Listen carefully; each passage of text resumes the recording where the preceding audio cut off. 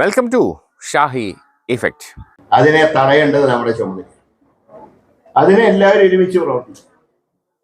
സ്വാഭാവികമായിട്ടും കോൺഗ്രസ് ജനാധിപത്യ പാർട്ടി അഭിപ്രായങ്ങളുള്ള സ്ഥലത്ത് അഭിപ്രായ വ്യത്യാസങ്ങളുണ്ട്, സ്വാഭാവികമാണ്.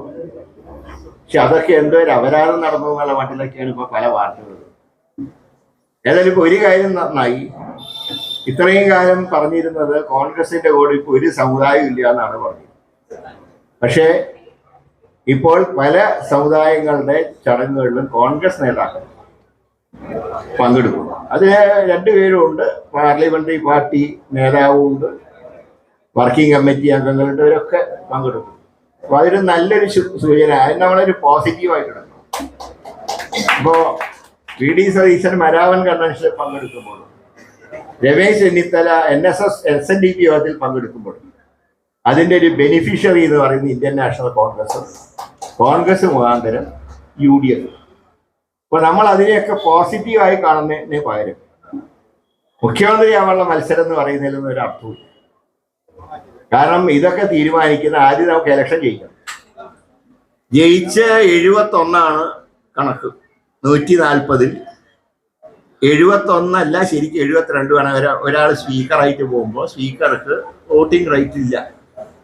അപ്പൊ 72 കഴിഞ്ഞാണ് ഉമ്മൻചാണ്ടി മുഖ്യമന്ത്രി, അതേ നമ്പറെങ്കിലും മിനിമം വേണം. പക്ഷെ അതുകൊണ്ടും ആയില്ല. കാരണം ആ മിനിമം എന്ന് പറയുമ്പോൾ 2 കക്ഷികളുണ്ടല്ലോ അപ്പോൾ നമ്മൾ എതിർക്കാൻ.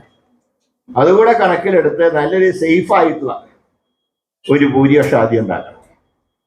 അതിനുശേഷം MLA-മാരുടെ അഭിപ്രായം ചോദിച്ച് ഹൈക്കമാൻഡ് തീരുമാനം എടുത്തു. അതിലിപ്പോൾ നമ്മൾ പറയേണ്ട ആവശ്യമുള്ളൂ. അതാരാന്ന് അന്നത്തെ MLA-മാർ, ജയിച്ചു വരുന്ന MLA-മാർ, അവരുടെ അഭിപ്രായം ചോദിക്കും സ്വാഭാവികമായിട്ട്. ഞാനിപ്പോൾ ഓർക്കുന്നുണ്ട്, എന്നെ തെലങ്കാനയിലെ പാർട്ടി നേതാവിനെ തിരഞ്ഞെടുക്കാനുള്ള നിരീക്ഷയിൽ ഒരാളായിട്ട് ഞാനുണ്ട്. ഞങ്ങൾ അന്ന് ജയിച്ച് 67 തിരഞ്ഞെടുക്കപ്പെട്ട MLA-മാരോടും ചോദിച്ചു. അതിൽ മഹാഭൂരിപക്ഷം ആവശ്യപ്പെട്ടത് കൊണ്ട് തന്നെയാണ് രേവന്ത് റെഡ്ഡിയുടെ മുഖ്യമന്ത്രി. MLA-മാരുടെ ഭൂരിപക്ഷവും വേണം, അതോടൊപ്പം തന്നെ എല്ലാവർക്കും സ്വീകാരനായ ഘടകകക്ഷികളുടെയും അഭിപ്രായങ്ങളും അതിൻ്റെ ഒരു ഭാഗമുണ്ട്. കാരണം കേരളം കൂട്ടുകക്ഷികളൊന്നല്ല, സിംഗിൾ പാർട്ടിയല്ല. ഘടകകക്ഷികളുടെ അഭിപ്രായങ്ങൾ സ്വാഭാവികമായിട്ടും പാർട്ടി ദേശീയ നേതൃത്വം ആരായാണ് എല്ലാം ചേർത്ത് വെച്ച് ഒരു നേതാവിനെ പ്രഖ്യാപിച്ചു കഴിഞ്ഞാൽ ആ നേതാവിന്റെ നേതൃത്വത്തിൽ ഒരു ഗവൺമെന്റ് ഉണ്ടാക്കുക. അതിലാര് വന്നാലും കോൺഗ്രസിന്റെ ഒരു മുഖ്യമന്ത്രി എന്ന് പറയുമ്പോൾ ഒരു കാര്യം മനസ്സിലാക്കേണ്ട, ഇപ്പോൾ ഈ കാലാവധി സർക്കാർ കഴിയുമ്പോൾ 10 വർഷക്കാലം അടികൊണ്ടവരും പോലീസിന്റെ കയ്യിൽ കള്ളക്കേസിൽ പ്രതികളാക്കപ്പെട്ടവർ, അതിനൊക്കെ ഒരു പകരം ചോദിക്കണ്ടേ?